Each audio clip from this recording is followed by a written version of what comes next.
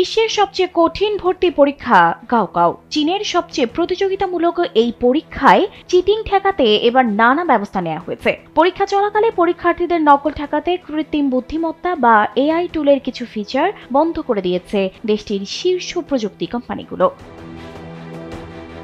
4 দিনব্যাপী এই পরীক্ষায় অংশ নিয়েছে প্রায় 1,33,00,000 শিক্ষার্থী। গাওকাও পরীক্ষায় উত্তীর্ণ হলে এবং ভালো র্যাঙ্ক অর্জন করলেই মিলবে সীমিত সংখ্যক বিশ্ববিদ্যালয়ে পড়ার সুযোগ। তবে এবারের গাওকাওয়ে অনেক শিক্ষার্থী আশা করেছিল উন্নত এআই টুলের সাহায্যে কিছুটা উপকার পাবে, তবে বাস্তবে তা হয়নি। চীনের সোশ্যাল মিডিয়ায় ছড়িয়ে পড়া স্ক্রিনশট অনুযায়ী এক ব্যবহারকারী জনপ্রিয় এআই অ্যাপ দোবাওতে একটি প্রশ্নের ছবি আপলোড করেন। আর এটা ওইটা না, কাপড় ধোয়ার একটাই সলিউশন, চাকা অল ইন ওয়ান। অ্যাপটি তখন জানায় কলেজ ভর্তি পরীক্ষার সময় সংশ্লিষ্ট নির্দেশনার আলোকে প্রশ্নোত্তর সেবা স্থগিত থাকবে। ব্যবহারকারী এরপর অ্যাপটিকে জানায় এটা কলেজে ভর্তি পরীক্ষার প্রশ্ন নয়। এরপর একই উত্তর দেয় চ্যাটবটটি।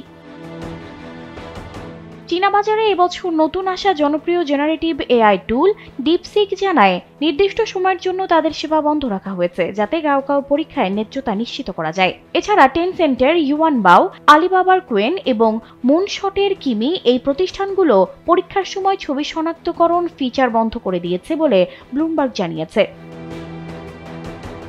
এই বিষয়ে সংশ্লিষ্ট কোম্পানিগুলোর সঙ্গে যোগাযোগ করেছে গার্ডিয়ান, তবে এখনো পর্যন্ত তারা আনুষ্ঠানিকভাবে কোনো মন্তব্য করেনি। এই সেবা স্থগিতের তথ্য মূলত বিশ্ববিদ্যালয় শিক্ষার্থীদের সামাজিক যোগাযোগ মাধ্যমে করা অভিযোগ থেকেই সামনে এসেছে। শিক্ষার্থীরা পড়াশোনা বা অ্যাসাইনমেন্ট সহায়তার জন্য এআই ব্যবহার করে থাকেন। গাওকাও পরীক্ষাকে কেন্দ্র করে চীনের কিছু শহর পরীক্ষা চলাকালে জনসম্মুখে সাংস্কৃতিক অনুষ্ঠান স্থগিত করেছে।